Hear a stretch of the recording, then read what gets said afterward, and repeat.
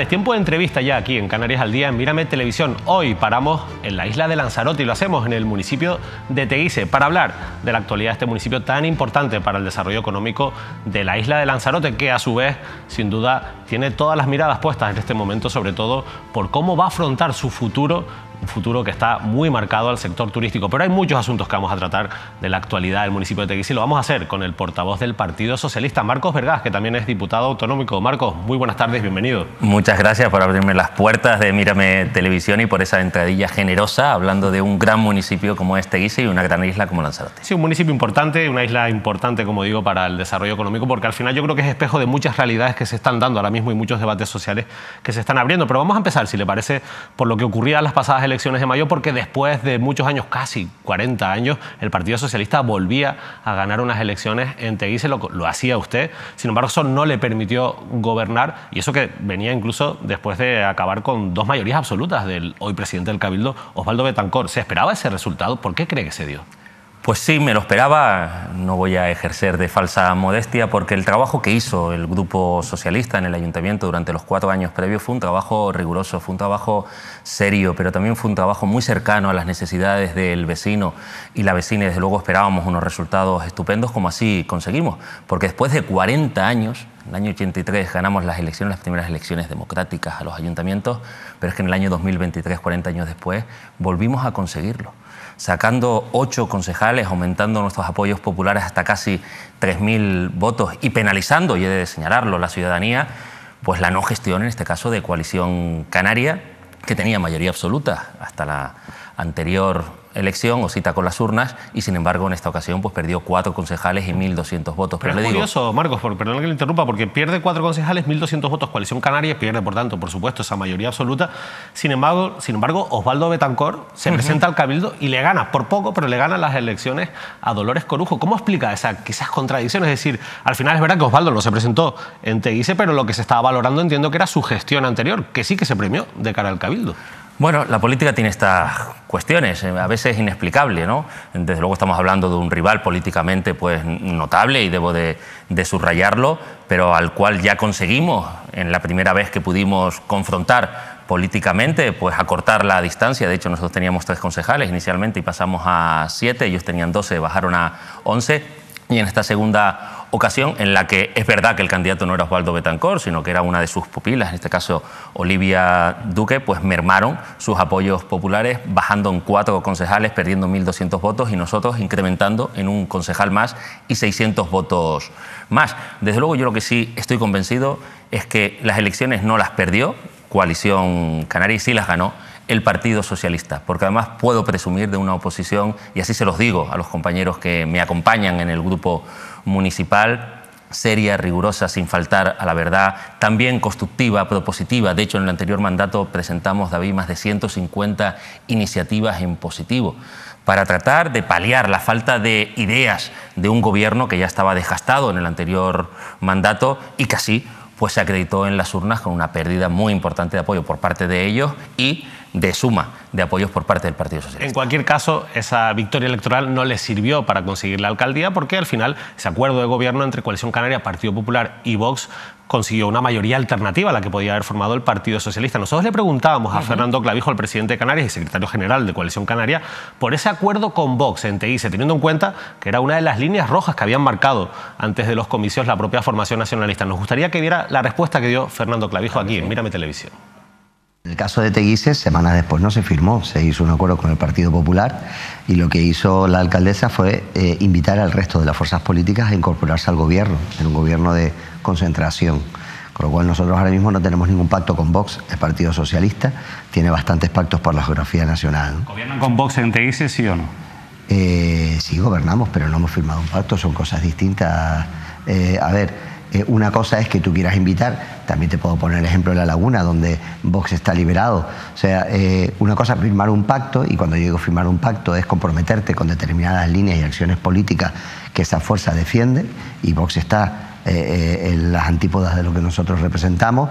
Vox es un partido que no cree en las comunidades autónomas y en las autonomías. Vox es un partido que niega el cambio climático, que tiene, digamos, de aquella forma una política un poco singular respecto al respeto de los derechos de las mujeres. Y nosotros no tenemos nada que ver con eso. Luego no verás un pacto en el que ninguna de las tesis de Vox esté firmado. La investidura, de hecho, de la alcaldesa de Teguise se hizo firmando el acuerdo con el Partido Popular. Después es cierto que se incorporó, tienes parte de razón, que se incorporó al gobierno del municipio de Teguise, pero se incorporó con posterior a la investidura, igual que ahora, pues ya te digo, La Laguna se ha incorporado como presidente de la comisión, no me acuerdo muy bien de qué. ¿Qué le parece la respuesta? Bueno, veo que el presidente Fernando Clavijo tragó algún sapo con la pregunta, ¿eh? Lo cierto es que el acuerdo entre Coalición Canaria, Partido Popular y Vox sabíamos que estaba firmado. De hecho, durante la propia sesión de investidura o de constitución de la corporación hasta se picaron los ojos por parte de compañeros de Coalición Canaria, indicándole en este caso al concejal de Vox cuándo debía de levantar la mano y cuándo no. Y yo entiendo que le avergüence, en este caso, a Fernando Clavijo ese pacto suscrito en Teguise, porque él mismo, como presidente de la formación nacionalista, pero también como presidente de todos los canarios, dijo que una línea roja para Coalición Canaria y para él mismo era Vox. Y sin embargo, en Teguise ha incumplido.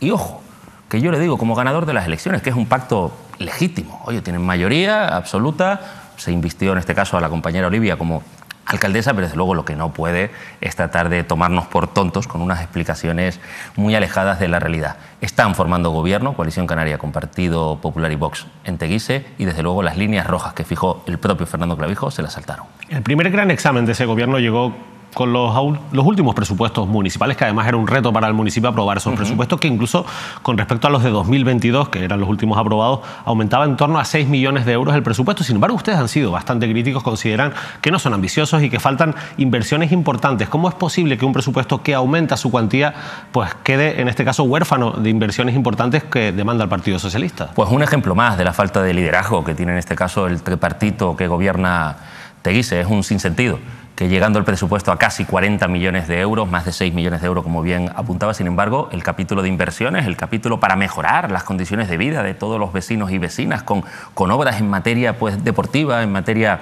cultural, en materia de aceras, de asfalto, de alumbrado, pues se reduzca. Y es el presupuesto que, siendo el más alto, al menos de la historia que uno conoce, es el que menos inversiones tiene, al menos del último lustro.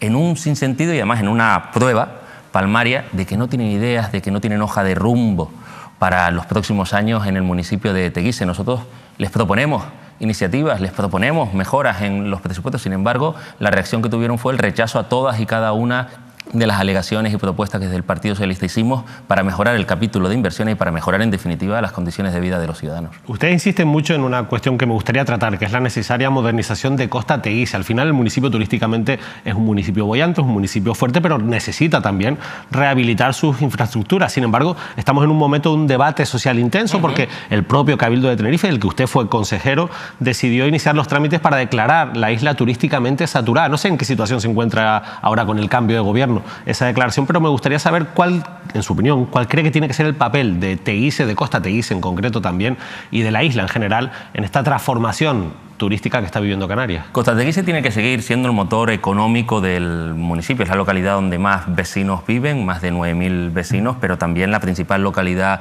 turística con más de 10.000 plazas alojativas, pero evidentemente después de 50 años, que son los años que tiene Costa Teguise, hace falta un impulso de esa localidad y para eso le hemos reclamado que afronten la elaboración y aprobación de un tercer plan de modernización turística. ¿Para qué? Para combinar la colaboración público-privada pues en la mejora no solamente de los establecimientos hoteleros, sino también del espacio público, de las plazas, de las calles, de la avenida marítima que puede ser la mejor de Canarias, pero para eso se lo tienen que tomar en serio y aprovechar una figura como la de los planes de modernización. Yo, de hecho, en pleno le he puesto en varios momentos, ¿no? El ejemplo, en este caso al gobierno del municipio de Tías, gobernado por el Partido Socialista. Va por el tercer plan de modernización y anuncia inversiones por más de 400 millones de euros, inversiones público-privadas, con más de 50 actuaciones entre el espacio público y también la rehabilitación de establecimientos hoteleros y apartamentos. Sin embargo, en Teguise no toman nota y frente al ofrecimiento sincero del Partido Socialista para en estos grandes asuntos de municipio ponernos de acuerdo, lo que hacen es o la callada por respuesta o rechazan lamentablemente esas iniciativas cuando las llevamos al salón de pleno. ¿Usted cree que puede seguir creciendo turísticamente una isla como Lanzarote? No, yo creo que más hoteles, más turistas no nos va a hacer ni más felices, que al final es el objetivo que tenemos en la vida, ni mucho más ricos, David. Yo creo que tenemos que apostar por la calidad, tenemos que apostar por la rehabilitación de los establecimientos hoteleros, tenemos que apostar por la cualificación del espacio público, pero seguir aumentando en número de turistas no es el objetivo. De hecho, Lanzarote hace unos años el récord de turistas estaba en torno a 2 millones de turistas. Ahora vamos por 3 millones. Y sin embargo hay determinados servicios públicos que flaquean. Empieza a haber un sentir en parte de la población de incomodidad, porque ven que la capacidad de carga de la isla se está superando y sin embargo las condiciones de vida de la gente que vive allí y que además hace posible la actividad turística, porque habló de los vecinos y vecinas que atienden al turista pues como camareros o camareras de piso, los socorristas, los camareros de los restaurantes, de los bares, las personas que atienden en los centros turísticos, etcétera, etcétera, ven que sus condiciones de vida no mejoran. Y no me estoy refiriendo únicamente a los sueldos, que yo creo que hay que subirlos, porque es que la actividad turística debe de dar para que se gane más a aquellos que hacen posible el desarrollo de esa actividad, sino me refiero también a cuestiones como la educación, como la sanidad, como la movilidad, etcétera, etcétera, que se está resintiendo porque estamos superando la capacidad de carga, sin lugar a dudas, que tiene una isla como Lanzarote y también me atrevo a decir que una comunidad autónoma como la Canaria. Y al final, evidentemente, es un reflejo, lo decía al principio, de muchas realidades sociales que se están dando. También el problema del acceso a la vivienda, el aumento de los precios, el aumento de la oferta también de alquiler vacacional. Yo leía el otro día un reportaje interesante en Canarias Ahora sobre cómo los vecinos y vecinas de la caleta de Famara están intentando mantener su identidad en una situación complicada, ¿no? En este auge turístico, en este boom también del alquiler vacacional. ¿Qué ofrece el Partido Socialista? ¿Cómo cree que se tiene que afrontar esta situación? Pues mire, pues con responsabilidad, pasando del abandono al que el gobierno de Coalición Canaria y ahora con sus socios PP y Vox sume a la ciudadanía y a los distintos pueblos y pagos de un municipio tan extenso como Teguise, por la acción, por la planificación, por una hoja de ruta para el futuro. Lo que no puede ser, y así no se resuelven los problemas, es con un tripartito que ni tan siquiera ha sido capaz de presentar su programa de gobierno para los próximos 4 años si es que el gobierno dura. Como no se resuelve es presentando un presupuesto con cerca de 40 millones de euros y en el capítulo de inversiones ser el más escaso en inversiones del último lustro al menos. Como no se resuelve es no acordando aquellas cuestiones de municipio con el partido principal, por aquello de ser el ganador y el mayoritario en el salón de plenos, como es el Partido Socialista. De luego así no se resuelven los asuntos. Y si luego encima lo que tienen son ocurrencias o malos parches para cuestiones como la movilidad en Famara, la localidad que usted estaba mencionando, pues vamos de mal en peor. Y digo un mal parche porque, mire, lo hacen quitándose la careta de la participación ciudadana porque adoptan una serie de medidas sin tener en cuenta la ciudadanía de esa localidad, como bien ha reflejado incluso la Asociación de Vecinos de Famara.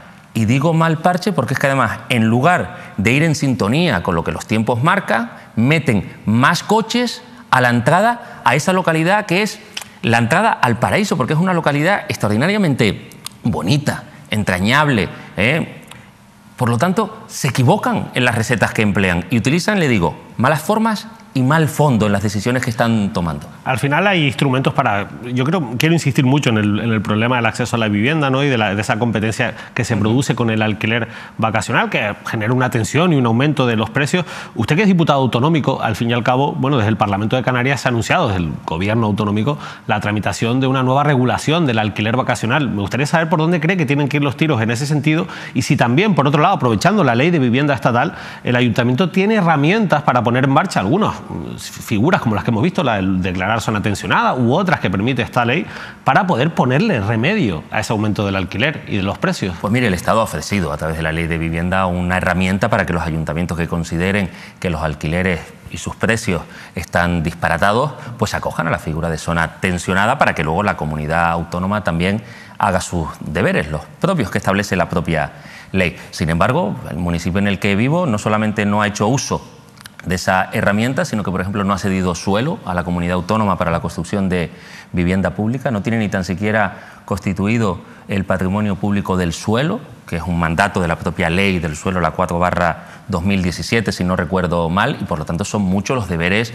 que hay pendientes. Y luego en la escala autonómica pues nos vemos con un gobierno que, insisto, se equivoca en las formas cuando aprueba un decreto ley sin tener en cuenta al principal partido de la Cámara y del Parlamento, que es el Partido Socialista, que ganó las elecciones con Ángel Víctor Torres encabezando la plancha regional, y se equivoca también en el fondo, porque en el decreto ley aparecen soluciones que nos parecen, sinceramente, desde el punto de vista jurídico más que discutible, y luego que la efectividad que pueden tener dichas medidas nos parece que son muy escasas. Y me estoy refiriendo, le pongo dos ejemplos. Por un lado, la posibilidad de rescatar suelo rústico que antes fuera urbanizable para poder construir vivienda pública. Si se desclasificó ese suelo, por algo sería, y creo que no es un problema de falta de suelo urbano o urbanizable, como para tirar del suelo rústico ya calificado como tal. Y luego nos parece que es un despropósito desde el punto de vista de la planificación el que se pueda construir vivienda en suelo destinado a dotaciones o equipamientos. Es decir, un suelo que estuviera previsto en el plan general pues para un parque o para un colegio, que se pueda destinar a la construcción de vivienda. Eso es desvestir un santo para vestir otro. Y por esas sencillas razones el Partido Socialista, y el viernes teníamos una ejecutiva regional, nos oponemos a este decreto ley por esas dos cuestiones: por tramitarse sin el consenso necesario, por no permitirnos además aportar medidas alternativas, porque ya dicen que no se va a tramitar como proyecto de ley, y luego por el fondo, porque es que atenta contra la autonomía local y contra la planificación que los municipios desarrollan en sus planes generales. Un elemento que es importante para también como atractivo turístico, pero sobre todo para mantener la identidad cultural de una población, son sus conjuntos históricos y su protección. Usted planteaba en una comisión parlamentaria recientemente la necesidad de impulsar los planes especiales para dar seguridad, sobre todo jurídica, a todos los habitantes que se ven afectados por las zonas que son conjuntos históricos, esos bienes de interés cultural. Me gustaría saber cuál es la situación actual en Canarias, cuántos bienes de interés cultural tenemos ya declarados, cuántos planes especiales se han aprobado y cuál es la situación, en este caso, del conjunto histórico de Teguise. Pues en respuesta parlamentaria me trasladan que son 42 los BIC, conjuntos históricos, que existen en Canarias, más 4 que están incoados pero no culminado el expediente. Son 42, por lo tanto, en 5 de las 8 islas de esta comunidad, y únicamente 12 de 42 tienen su plan especial aprobado. Una figura que establece la Ley de Patrimonio Cultural de Canarias del año 2019 como preceptiva, y que viene a dar protección al conjunto histórico, a esas joyas arquitectónicas que tenemos en esta comunidad. Permite la divulgación también de esos valores históricos y patrimoniales, pero también facilita la labor de los técnicos y de los vecinos y vecinas, de los comerciantes que viven en el conjunto histórico. ¿Para qué? Pues para saber qué pueden hacer en cada momento en esas casonas, qué actividades se pueden desarrollar, qué madera pueden utilizar para esas ventanas y esas puertas cuando vayan a sustituirlo, qué cartelería, qué tipo de terrazas se pueden poner. Todas esas cuestiones vienen reguladas en el plan especial. Y sin embargo, solamente 12 de 42 en Canarias cuentan con esa figura. Y entre los que no tienen plan especial está mi municipio, Teguise, el conjunto histórico de la Real, Noble e Ilustre Villa de Teguise, que declarado en el año 1980, 40 años después, David, sigue sin plan especial. Y eso que le hemos insistido al Gobierno que impulse, porque el Ayuntamiento es el competente para la tramitación y aprobación del plan especial, pues se lo hemos dicho por activa y por pasiva. Le hemos tendido la mano para sacarlo conjuntamente. Y sin embargo, 14 años después de alcaldía con Coalición Canaria, seguimos sin plan especial, en una situación que nos preocupa, y de ahí no solamente la intervención parlamentaria, sino también las mociones presentadas en el Salón de Plenos. ¿Pero y qué le responde el Ayuntamiento ante esa parálisis con el plan especial? Pues miren, nos han contestado dos cosas. La primera, que estaban en ello, ¿verdad? Respuesta muy original, ¿eh? Seguramente será la primera vez que en un municipio, en un salón de pleno, se escucha. Y la segunda es que ya estaba por registro de entrada. Esto fue al comienzo del anterior mandato. Ya estaba por registro de entrada el borrador de documento de plan especial. Pasaron los 4 años y a aprobación inicial no llevaron absolutamente nada. Por lo tanto, una dejación, yo creo que manifiesta por parte del Gobierno, y un incumplimiento además flagrante de las propias previsiones de la Ley de Patrimonio Cultural, que establece que en los 18 meses siguientes a la declaración del conjunto histórico debe de estar aprobado al menos inicialmente Bueno, en el caso de Teguise, eso, más de 40 años y no tenemos plan especial para desgracia de los comerciantes, de los vecinos y también de la protección y divulgación de esa joya arquitectónica que es el conjunto histórico de la villa. Me gustaría preguntarle por una noticia que conocíamos hace poco, porque el Pleno del municipio decidió posicionarse en contra de los macrocentros de migrantes en Lanzarote, teniendo en cuenta que la isla de Lanzarote, lógicamente, es una isla que recibe mucho flujo de población migrante. Me gustaría preguntarle por esta iniciativa, ¿por qué cree que el gobierno municipal ha decidido posicionarse en contra de estos macrocentros y si ustedes creen que pueden ser una solución importante para acoger con mayor dignidad a las personas migrantes? Pues mire, lo llevan al Salón de Plenos porque Coalición Canaria en este caso se abraza a la ultraderecha de Vox y del Partido Popular, que lo llevaron en distintas instituciones locales. Además, en un municipio que no ha ofrecido nunca suelo para una instalación de uso humanitario, porque estamos hablando de personas que pueden tener un color de piel diferente o al nuestro, unos ojos distintos, pero son personas humanas que vienen de ese continente con 1.000 millones de habitantes buscando un mejor porvenir, mejores oportunidades vitales. Y como van a seguir llegando a las costas canarias, porque estamos a escasamente 70-80 millas del continente africano, debemos de tener recursos para tratarles con humanidad, sobre todo en un pueblo como el canario, que fuimos emigrantes, que es que no hace mucho nos íbamos a Venezuela, nos íbamos a Cuba, nos íbamos a Argentina, buscando las mismas oportunidades que ahora esas personas del continente africano quieren buscar en Europa y ven en Canarias la puerta de entrada a ese mundo cargado de más oportunidades. Desde luego, el Partido Socialista votó en contra de esa moción porque nos parece que no se puede utilizar el drama humanitario de esas personas que arriban a las costas con tintes políticos partidarios para coger un puñado de votos. Me parece que no. Y por eso votábamos en contra y le pedíamos además a Coalición Canaria que no se abrazara al discurso de la ultraderecha, en este caso de Vox, ni a las tesis del Partido Popular. Pero ¿cómo se combate eso? Porque lo cierto es que al final ese discurso acaba calando a la ciudadanía y vemos como muchos vecinos y vecinas no quieren tener un centro de acogida de migrantes cerca de donde viven. Al final yo entiendo que tiene que haber mucha pedagogía en ese sentido y no sé si realmente se está haciendo porque, insisto, cada vez que se propone una infraestructura de estas características vemos a muchos vecinos que no por su actitud tenemos que decir que son racistas, sino simplemente ellos consideran que puede ser un problema para la convivencia porque hay unos discursos que insisten en ese mensaje, ¿no? Sí, es que además en este caso, David, mire, desde el ministro Ángel Víctor Torres al alcalde de la localidad de San Bartolomé, donde presuntamente se iba a construir ese macrocentro, han desmentido esas informaciones. Lo que se está buscando es un espacio para mejorar las instalaciones de atención humanitaria a esas personas que llegan. Nadie está hablando de un macrocentro.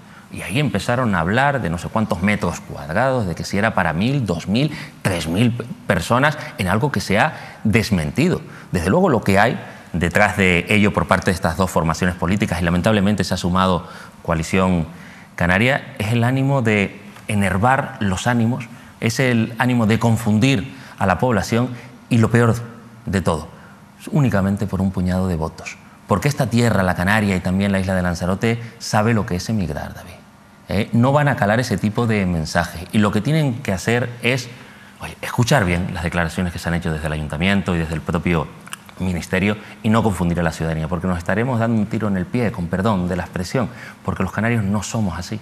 Los canarios no huimos del fenómeno migratorio, sino que lo entendemos, lo atendemos y lo que sí deberían de hacer todas las administraciones es poner a disposición suelo para habilitar recursos humanitarios. Lo cierto es que Lanzarote, y me va a permitir que cambie de asunto, ha estado marcada en los últimos 30 años por la lacra de la corrupción. Son muchísimas las sentencias en ese sentido. A mí me gustaría saber si usted cree que la isla ya ha pasado por esa época, ha cambiado, digamos, su forma en las administraciones de entender su relación, en este caso, con lo público, si se ha pasado página con la corrupción en Lanzarote, en definitiva.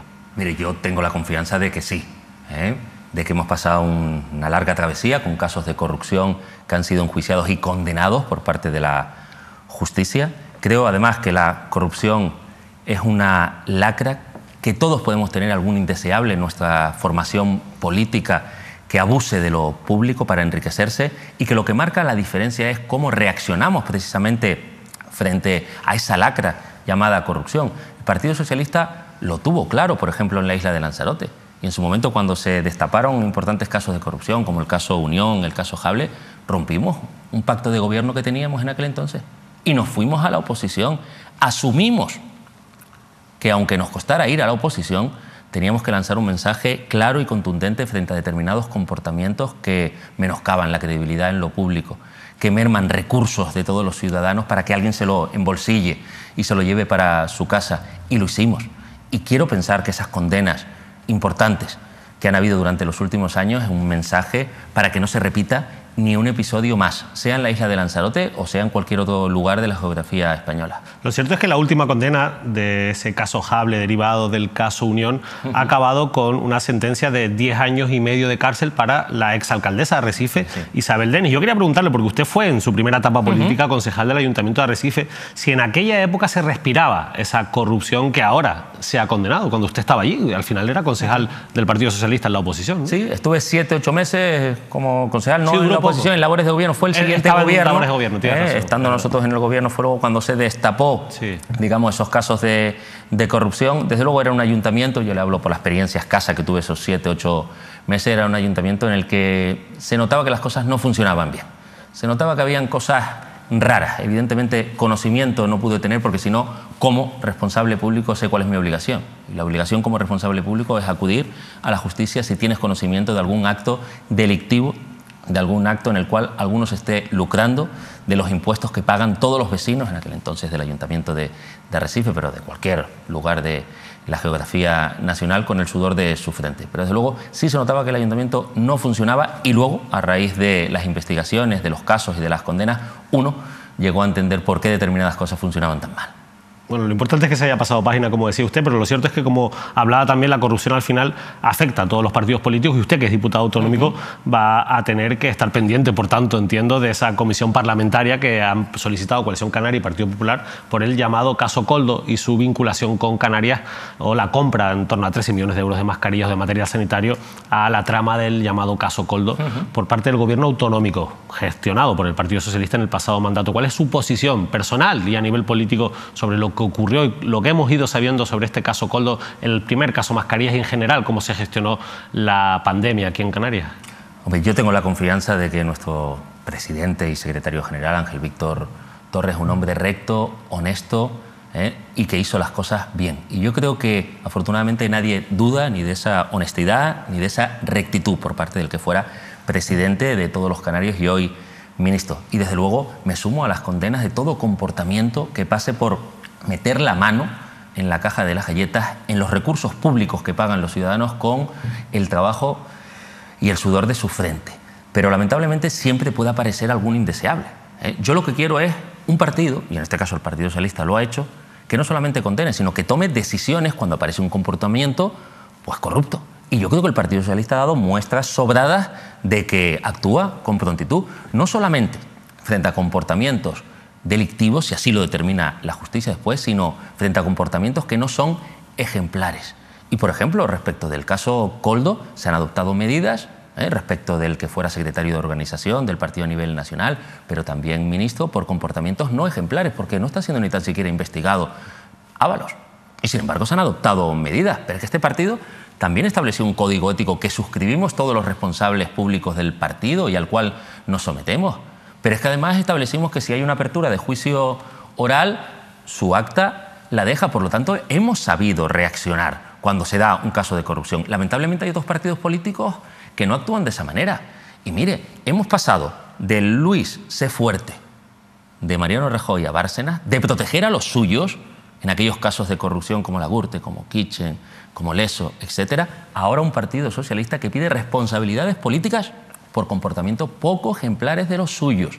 Yo creo que la vara de medir, desde luego, es diametralmente distinta. Hablaba usted del ministro, el exministro Ábalos, pero ¿y si en Canarias se descubren también comportamientos más allá de las posibles responsabilidades penales que sean éticamente reprobables, también van a actuar de la misma manera? Mire, es que se debe de actuar. Yo creo que la ciudadanía está pidiendo ejemplaridad por parte de todos los responsables públicos. Y si hubieran comportamientos desde el punto de vista ético, moral, de la ejemplaridad que evidentemente nos deben de exigir, se deben de adoptar pues medidas, como se ha hecho en este caso a nivel nacional y como será donde quiera que se produzcan, porque aquí hay dos espacios o digamos dos escenarios. Por un lado, las responsabilidades penales, judiciales, que serán los jueces los que tengan que declararlas, y los partidos, a la vista de los sumarios, también tomar decisiones, no esperar a que hayan sentencias condenatorias firmes si hay, digamos, elementos probatorios e indicios suficientes.